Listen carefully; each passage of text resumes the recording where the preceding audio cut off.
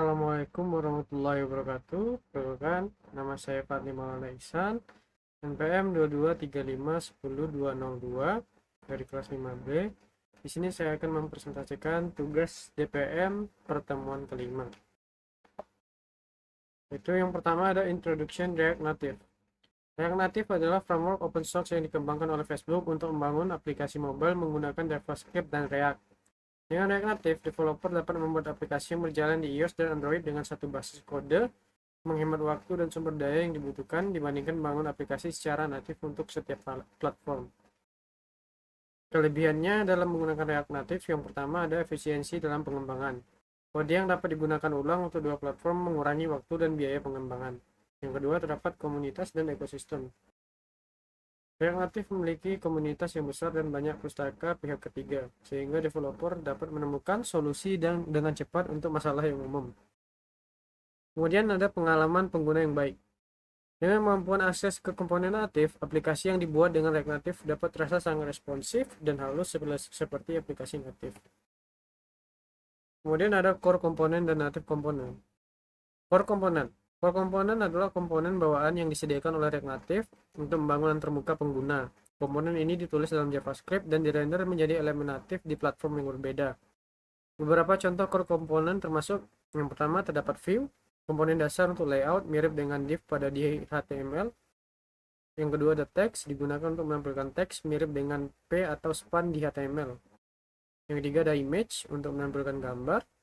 Yang keempat ada scroll view, komponen untuk membuat konten yang dapat digulir. Kemudian ada text input untuk menerima input teks dari pengguna. Kemudian ada button untuk membuat tombol interaktif. Kemudian ada flat list untuk menampilkan daftar data yang dapat digulir dengan performa yang baik. Yang kedua terdapat native komponen.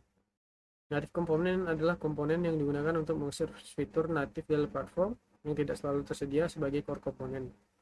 Komponen ini dapat berupa komponen ketiga yang diintegrasikan dengan React Native untuk memberikan akses ke fungsionalitas perangkat keras atau natif lainnya.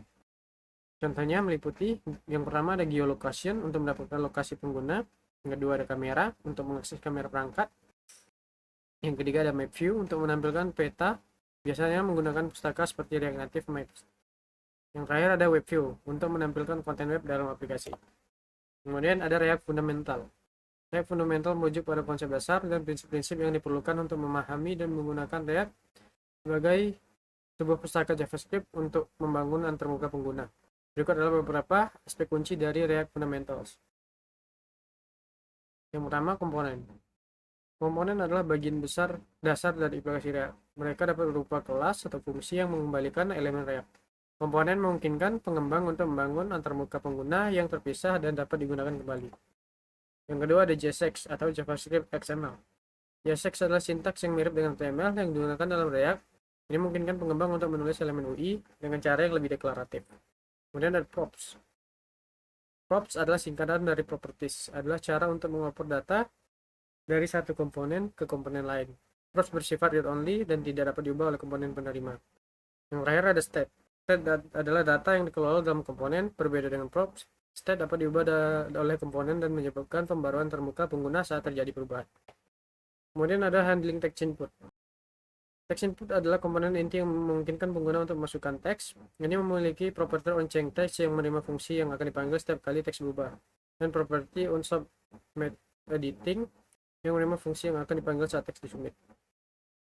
Nah, salah satu hal yang termasuk dalam handling text input yang pertama ada komponen terkendali.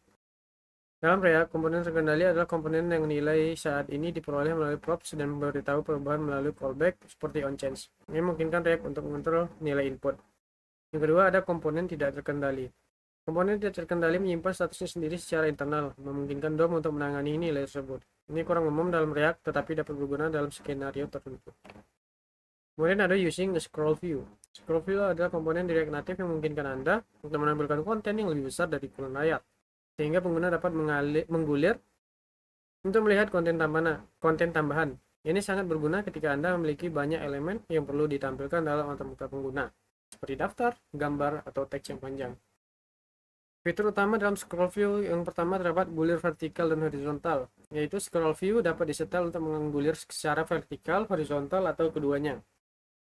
Yang kedua, dia menangani konten dinamis. Anda dapat menambahkan konten dinamis ke dalam scroll view, dan pengguna dapat menggulir untuk melihat semua item tersebut. Kemudian ada pengaturan gaya, yaitu scroll view mendukung berbagai pengaturan gaya termasuk padding, margin, dan ukuran. Kemudian ada mendukung gestur.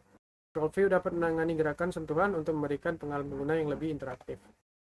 Kemudian ada using list views. Dalam React Native, list view sebelumnya digunakan untuk menampilkan daftar data yang panjang dan dapat digilir. Bentuknya yang pertama ada menggunakan flylist. Flylist adalah komponen yang dirancang untuk menampilkan daftar data dalam format bulir vertikal. Ini sangat efisien karena hanya merender item yang terlihat di layar. Yang kedua menggunakan section list. Section list mirip dengan flylist tetapi digunakan untuk menampilkan data yang dikelompokkan dalam beberapa bagian. Kemudian ada troubleshooting. Troubleshooting merujuk pada proses mendeteksi, mendiagnosis, dan memperbaiki masalah yang muncul dalam aplikasi React Native. Contoh masalah umum dan cara mengatasinya. Yang pertama, masalah dengan komponen tidak menampilkan data. Cara mengatasinya, kita memastikan bahwa state yang mengatur data terisi dengan benar dan bahwa props dikirim dengan benar ke komponen anak. Yang kedua, kesalahan jaringan. Jika aplikasi tidak dapat terhubung ke API, periksa koneksi internet, endpoint API, dan pengaturan CORS jika berlaku.